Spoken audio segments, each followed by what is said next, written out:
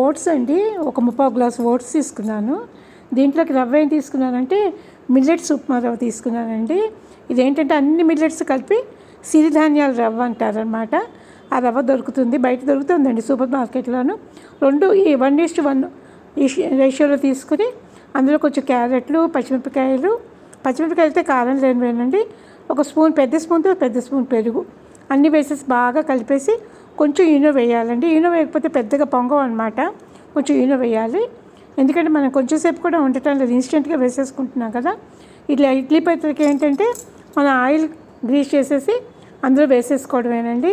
ఎంత బాగా ఉంటాయంటే హెల్దీ ఫుడ్, చక్కగాను ఓట్స్ మంచివేను, సిరిధాన్యాలు మంచివే కదా.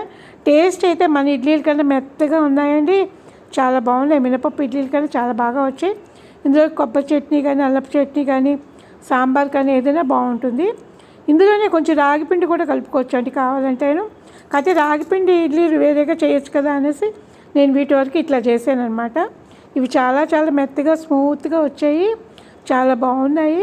అందులో మిల్లెట్స్ ఇడ్లీ కదండి, మిల్లెట్స్ ఓట్స్ కలిపినవి కదా, చాలా బాగా వచ్చాయి. ఓట్స్ అయితే ఏవైనా తీసుకోవచ్చండి, ఏ ఓట్స్ ఉన్నా మీ దగ్గర పర్వాలేదు. అవి కొంచెం జిగురుగా ఉంటాయి కదా, మనం గ్రైండ్ చేసి కలిపేయడం వల్ల మినపప్పుకి ఎంత జిగురు ఉందో ఓట్స్కి అంత జిగురు ఉంటుంది కాబట్టి పెద్ద ప్రాబ్లం ఉండదు అనమాట. ఈ రవ్వ కలిపేసేసరికి రెండు బాగానే సెట్ అయిపోతాయి, మనకి ఏమి ఏడిపించవండి, చక్కగా వస్తాయి. కొంచెం కొత్తిమీర కూడా వేసుకోండి, కొత్తిమీర కూడా బాగుంటుంది ఇందులో వేసుకుంటే, కొత్తిమీర కూడా వేసుకోండి.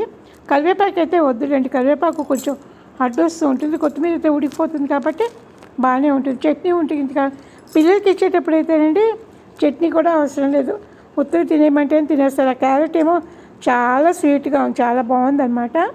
దాంతో ఏంటంటే కొంచెం స్వీట్నెస్ కూడా వచ్చింది ఇడ్లీకి, చాలా చాలా బాగుంది. కొబ్బరి చట్నీ, నేను కొబ్బరి చట్నీ ఎలా చేశానంటే కొబ్బరి, కొంచెం పల్లీలు, పుట్నాలు, పచ్చిమిరపకాయలు, కొంచెం చింతపండు, చిన్న అల్లం ముక్క ఇవి వేసి నేను చట్నీ చేశానండి. చట్నీలో ఏంటంటే మినపప్పు, ఆవాలు, జీలకర్ర, ఇంగువ పోపు పెట్టాను అనమాట.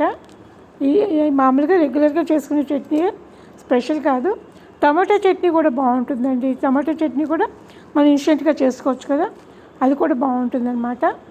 ఒకసారి అయితే ఈ మిల్లెట్స్ ఇడ్లీ ట్రై చేసి చూడండి. మా టెర్రస్ గార్డెన్లో పూసిన పువ్వులు అండి, చాలా చాలా బాగా పూసినాయి, బాగా వర్షాలు. అయితే మొక్కలకి ఏంటంటే అన్ని విటమిన్స్ డ్రైనేజీ హోల్స్ నుంచి బయటికి వెళ్ళిపోతాయి.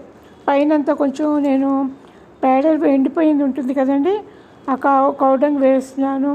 నెక్స్ట్ ఏంటంటే బోన్ మీల్ వాడనమాట, నేను దానికి వేరేగా దొరుకుతుంది, అది వాడుతున్నాను అనమాట. మొక్కలు బాగున్నాయి.